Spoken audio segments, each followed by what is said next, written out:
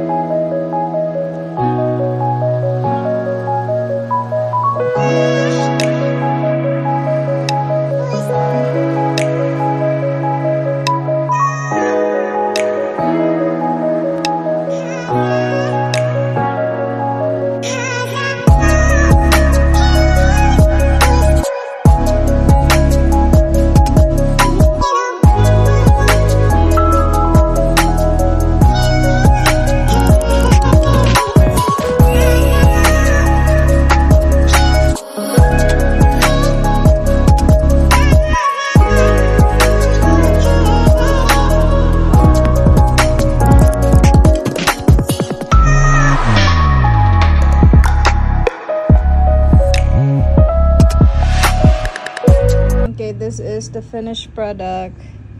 Ayan na siya. Ayan.